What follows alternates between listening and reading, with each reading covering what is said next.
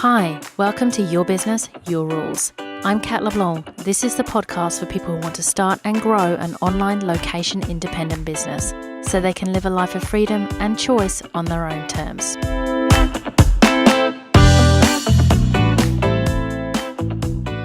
Welcome to episode 30 of Your Business, Your Rules. And today we are talking about human design and how it can help you in your business. And I'm really excited to have Ros Isbell on the show with us today, who's a human design expert, to fill us in a little more as to what human design is about. Welcome, Ros. Hi, Kat. Thanks for having me. You're so welcome. So for everybody listening, the reason why I wanted to have Ros on the show today is because I'm all about the Your Business, Your Rules. I don't believe that there's one way of doing this. I think there's many different ways of approaching business as long as you are getting the fundamentals, the maths and the psychology right. So I discovered human design through Ros, and it is something that has a very woo-woo background, but it's also something that has been proven over a large number of people. And my experience of having my chart read was really profound and really helped me in my business. And I know from people who have had their charts read as well that it has had a similar effect. So I really wanted to have Ros on the show to tell us more about this system so that if this is something that you're interested in, you can hear a little bit more about it and then potentially explore it yourself. So Ros, why don't you just explain a little bit about what human design is about so anyone that hasn't heard of it can understand a little better? Sure, Kat. Human design is a system that's based on some esoteric sciences and quantum science and chaos theory, DNA, epigenetics, all sorts of things that we can put our hands on as well, which is kind of nice. And it has only been around for a relatively short time, around about 30 years, and it's really starting to gain some traction. It's been the last few years that I've been involved in it, and I've seen it grow like crazy in that time. It talks about the fact that there are 5 different types of people. So all 7.5 billion people on planet Earth are one of these 5 types. There's the manifestor type, which is only about 9% of the population. There's generators, and the generators make up about 36% of the population. Manifesting generators are about 31% of the population. I'm one of those. Projectors, which you are, Kat, are about 23% of the population. And reflectors, they're very rare, and they're only about 1% of the population. So how do people, how do they get put into one of these categories essentially? How does that part work? So what happens is we input your birth data, which is your birth date, the time of your birth and your place of birth, into some software, and it spits out this chart. And the chart tells us what type you are, and it tells us so much more. And what I found so interesting about this is even though it's based on stuff that I don't necessarily think that I believe in, maybe, I know that it's to do with when you're born, so I'm putting that in my mind under astrology, and there's all these different things that in my mind are in the woo-woo basket. It's absolutely astounding how accurate it is. And this is why I wanted to bring Ros on to talk about it, because it's so freeing somehow. And I think that's a really interesting part. So Ros, can you tell us a little bit about that? Because I know that there were studies over thousands of people for this, right? Yeah, for sure. It has actually been scientifically researched, and there are papers that you can read on the efficacy of the system. And I think that's a really important thing to understand, that it doesn't really matter why it works. It does to some people, but for most of us it doesn't really matter why it works. It just does. And, based on those few little pieces of information, and it is important that it's accurate information. You can't just put in any old birth time and expect to get an accurate chart. But the information that comes out of it can really help you to navigate your life. Absolutely. So when I had my chart done, when was this? I think this was about a year ago. It was really quite profound to hear all these different things about myself. And the really big benefit that from doing a reading was almost like acceptance and permission to run my business my way. So I'm a projector type, which is like a form of guide. And one thing that it says in the details about the projector type is that they should not work too many hours. And I've always had like this element of guilt around I do work relatively normal hours, but I kind of feel like, hey, everyone else is working more than me. Like, am I doing this wrong? Should I be doing more? So it gave me permission to just realize that that's just actually not possible for me, because that's why I don't do it, because I actually can't. And there were all kinds of other things that came out, like, for example, the fact that I need a massive amount of structure around my life, otherwise I can't function.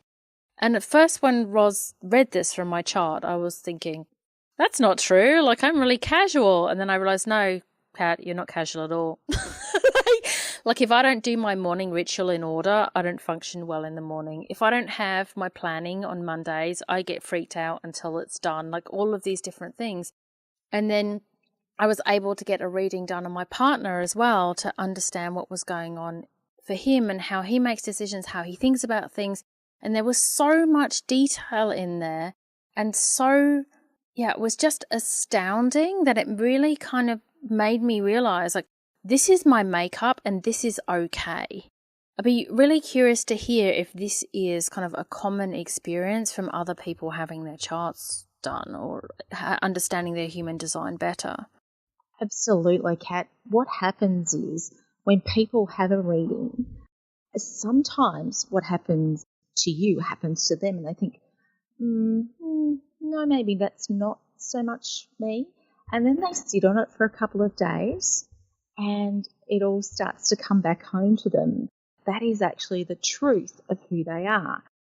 And the reason that this happens is because what the human design chart shows is who you were born to be without the conditioning. And we all know that we're subject to conditioning every single day from the time that we're born. From the moment we're in, for most of us, we're in the hospital room after our mother has had us.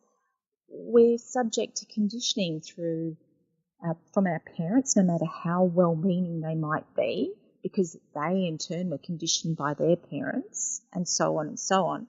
We're conditioned by the school system, by work, by marketing, television. We're conditioned all the time to believe that we should be a certain way, which doesn't necessarily relate to who we actually came here to be. So human design frees you up to understand exactly who you were born to be. And it also, as you mentioned before, it explains how you best use your energy, because out of those 5 types, 3 of those types really don't have a lot of physical energy available to them. Now, that's a pretty interesting statistic to understand when you know how modern life works and what the expectations on people in the workforce are. So, of those 3 types, the projectors, the manifestors, and the reflectors, they make up 30% of humanity. And 30% of humanity aren't designed to have a job. They're not designed to work the 9 to 5. Yeah, so interesting. And what I wanted to add as well, and maybe you're getting to this as well, Roz, is that it's not just that people are in 5 categories. Essentially, there's all of these different, in fact, this is the part where you should explain and I shouldn't, like centers and then gates and all of these different things. So it's an incredibly detailed thing to have done. And each of those made sense to me. Like when I heard so this means that and that means this. And I was like, okay, right, okay. Like it was so freeing. And it took a while to integrate as well and really kind of understand, because as you said, I feel like I should be capable of working more. And I feel like being flexible is cool, and I shouldn't be the person that has to like get up and run through a routine to be able to function as a human being. And things like really kind of day-to-day things for me. So in my household, my partner, his mode of efficiency in putting things away is to put them near the place where they'll be needed. So that means that, in my garden, there's a pile of car washing related items near the place where Adi prefers to park the car to wash them. And I'm just like, what is this pile of shit in the garden? So I can't function because there's crap everywhere. Whereas he's like, well, what do you mean? Because he can't see it, because that's how he organizes his world. And all of this, like, not down to the level of car washing details, but was in the chart. And I was like, okay, well, so this helped me in so many ways. It helped me in a relationship level. It helped me in my business. Me trying to make him a person that likes to be organized is never going to work. That's exactly right. And I tell you, honestly, one of the greatest benefits that people talk about after having a human design reading is understanding other people, understanding their partners, their kids, people they work with, if they know what type they are. It makes you aware of other people and the fact that the way that they are is not personal. They're not doing it to annoy you. They're doing it because that's actually who they are. And it is so incredibly freeing to just all of a sudden be accepting of someone's little foibles, because you know that there's no point in you trying to change them, because that's actually who they are. It really does make you accept people more if you know who they are, and it makes you accept yourself so much more.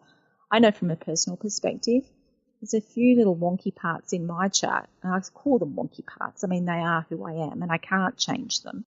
But now that I understand them and I understand what they mean and what they mean to the way that I operate, work with them, and I can work with them to my advantage. And then when I feel them doing things, I think, oh, well, that's just, my gate 15 getting me out of being consistent. So it's very, very freeing to have your chart read and to understand it. I agree. And what I wanted to talk about as well is how this is relevant to business. So I think it's relevant in terms of understanding how you operate. So this is obviously completely separate to the entrepreneurial design system that I released actually a couple of weeks ago. But my interest in it comes from the same place, because it's about understanding who you are. And so I think it really helps in terms of how you operate your business, but it can also really help with your business idea. So to give you an idea of the level of detail, and I also want to make really clear here, yes, of course, Roz is a human design expert and she offers readings, but this podcast is not about selling you on a reading. You can have a free chart done. You can pay for readings if you want. You can look at your chart and look all the stuff up. Like this is available, right? But to give you an idea of the level of detail that was in my chart, and if I had been able to get this earlier, it would have been amazing. So I have a particular gate, and I don't know if you remember which one this was, Roz. I don't remember the number. But this gate says that I'm not about pure innovation. I'm about taking what has happened before and optimizing it to work better for people. My chart basically said that I am a guide helping other people. It's about not pure innovation, but taking what's been done before and making it better, which is exactly what I do. It was like a description of my current work, which makes me realize how much I am fortunately now in alignment with my chart, although I wouldn't have always been. So I think it's really interesting for people as well to do with business ideas. Like, what should they be doing? How can they harness, know from themselves is true, but also potentially look at the chart to find out what's true for themselves? Oh, absolutely, Kat. And the chart actually shows you your life purpose. And that can be quite broad. What's your life purpose? It can be quite a broad couple of sentences, but we can actually narrow it down. to a level of detail that's really helpful when trying to work out exactly what it is that you want to do. And not only helping you to work out what type of business you should be in, but how to go about that business, how to talk to people dependent on your type, because each of the types have a different way of presenting themselves and a different way of talking to clients that will have them heard the best. So there's so many aspects in the chart that can help you with your business. What I'd love to hear as well is if you have any particular examples. I've talked about my experience of it, but just kind of other people have had a reading or have looked into human design and understood their chart and what that has meant for them. I'd be really curious to hear other people's experiences, and I think it would also be helpful not just to hear what my experience was, but what benefit other people have had from this. Sure. Well, to be, quite general, and I'm thinking of one client in particular here, but this has been said to me more than once. One of the types, which is the manifesting generator type, they need to be doing more than one thing at a time. You know how we're all told, I'll just pick one thing and stick to it? That's actually not correct for a manifesting generator. So I say that to my manifesting generator clients, and all of a sudden they go, oh. It's a massive relief for them to realise that they're behaving the way that they're supposed to be behaving and that they are capable of doing more than one thing at a time. So I've had clients say to me, thank you so much for giving me that permission, for allowing me to go off and do as many things as I want to do, that I feel that I need to be doing. And it gives the manifesting generator permission to have several projects on the go and not feel like there's something wrong with them, not feeling like they're not paying enough attention to things. And another thing about the manifesting generator is that they make mistakes. Now, if you can imagine being in business, and it's probably not something you're very familiar with, Kat, because being a projector and all, it's not necessarily something that projectors do a lot of. But when you're a manifesting generator, speaking from experience, you make mistakes and you have to go back and fix them. And the reason that you make mistakes is because you're going so fast and you've got so many things going on, and that is correct. But you can see how human design gives you permission to realise that you're not broken, that there isn't something wrong with you. And there's been many, many projectors that I have worked with who have finally come to the realisation that it's not a competition to see who can work the most hours. And projectors are here to guide, manage and direct the rest of us. In a perfect world, the projector would be sitting somewhere having people come to them asking for advice and not really moving all day. Do you get a good chair with that? That sounds good. Well, I say projector should be sitting on a purple cushion in their ash. People come up to them, but that's not necessary. Just as long as they're sitting quietly, having their clients bow at their feet and ask them questions. It's actually not like that at all. But that's the thing with projectors. They just know stuff, but they don't know about themselves. They know about other people, Kat. They don't know about themselves. So you can see that if somebody has this explained to them after many, many years of not understanding why they don't know who they are, what a relief this can be. How much of an incredible relief this can be. And, all of the types have their little idiosyncrasies, and just having it explained, the type explained to each individual, can make so much difference. It really can. I can imagine. And just touching back on what you spoke about there with the whole focus thing and having multiple projects. So that's one of the things I see a lot in my clients. And I didn't realize that was part of the manifesting generator makeup, but I see that a lot in clients. And it's okay. Definitely this narrative about this is how success is done. And of course, there are elements of truth to it. So, of course, it is helpful for people, potentially people who are not manifesting generators, to have focus on one thing. But it's also possible to have a business that has a really broad focus. So this is one of the things I do in my entrepreneurial design system is I look at what is the level of focus that makes sense for this person. Because basically what you're saying is if you forbid a person who needs multiple projects from having multiple projects, they're just not going to be able to do it. They don't work like that. So I think what all of this comes back to is understanding how you operate, how you function, like how you do well, and working with that instead of working against it. And I think if we're not the typical kind of A-type, how Western society views success, it can feel really challenging to take on advice and know what to do and do well. I know you've told me this before. What's the type that is this kind of A-type, just do the work, smash through? So not necessarily A-type, but the only type that has the energy to actually initiate actions is the manifester.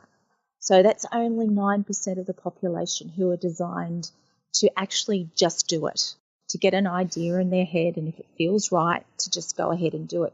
The rest of us, the other 91% of the population, have to wait for something before they can take action. I have to say I'm still learning about the human design system and I'm still understanding it, and I personally don't feel like I wait for much, but maybe that's where I'm going wrong. Who knows? Look, it's a trick, it does take a little bit of time to fully understand your strategy and to come into full alignment with it. But, Kat, I think you do a pretty good job of it, actually. The projector needs to wait for invitations, and I think, that's something that you're pretty good at doing, and being invited into situations. So, yeah, and I just want to double back on that A-type.